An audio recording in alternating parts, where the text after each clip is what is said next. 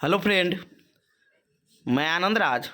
आप लोग देखिए बीपीएससी जो टीआरई थर्ड का जो टीचर बहाली का एग्ज़ाम होने वाला है, कल 15 तारीख को 6 to 8 और 1 to 5 का एग्ज़ाम है।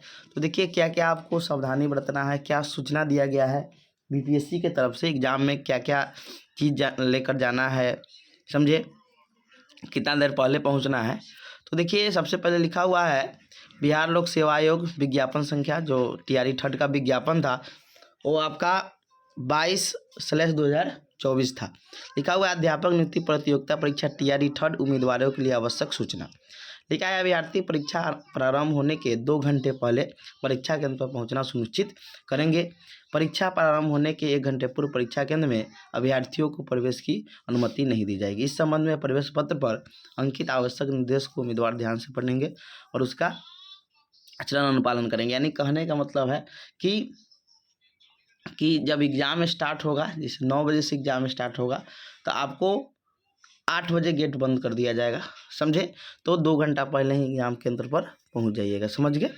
और एडमिट कार्ड पर लिखा होगा कि इतना बजे से एग्ज़ाम स्टार्ट होगा, समझे। तो 9:30 बजे तक, मान लीजिए आपको 7 बजे तक आप एग्ज़ाम सेंटर पर पहुंच जाइएगा, समझ गए।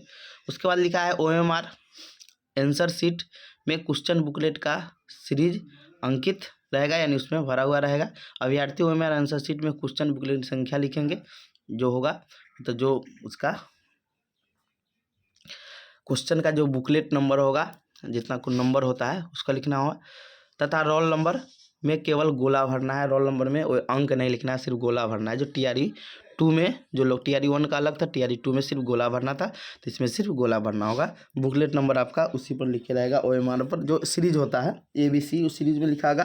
सिर्फ क्वेश्चन का आपका क्या लिखना होगा, तो जो क्वेश्चन बुकलेट मिलेगा उसका आपको अंक अंकित करना होगा। उसके बाद है इस परीक्षा में उम्मीदवारों को औपबंधिक रूप से प्रवेश की अनुमति दी गई है। उम्मीदवारों को निर्गत प्रवेश पत्र में स्पष्ट रूप से अंकित किया गया है कि उनकी पात्रता के संबंध में ऑनलाइन आवेदन में किए गए प्रविष्ट में अंकित तथ्यों के आधार पर विधिवत जांच या सत्यापन के बाद उसकी अभ्यर्थता पर आयोग द्वारा निर्णय लिया जाएगा। मतलब कुछ गलती होगा तो बाद का चीज़ है। आगे है कि आवेदन में अंकित तथ्य किसी भी समय जांच के क्रम में न था पाए जाने की स्थिति में संबंधित की जा सकती, कुछ गलती उलती पाया गया, ये है। आगे है मेन चीज़ है कि परीक्षा केंद्र परिसर जहाँ परीक्षा होनी हो, mobile, bluetooth, wifi gadget, electronic pen, pager, उसके बाद है वॉच, कोई भी आप घड़ी पहन के नहीं जा सकते हैं, समझे। जैसे इलेक्ट्रॉनिक सामग्री को ले जाना एवं उपयोग करना वर्जित है।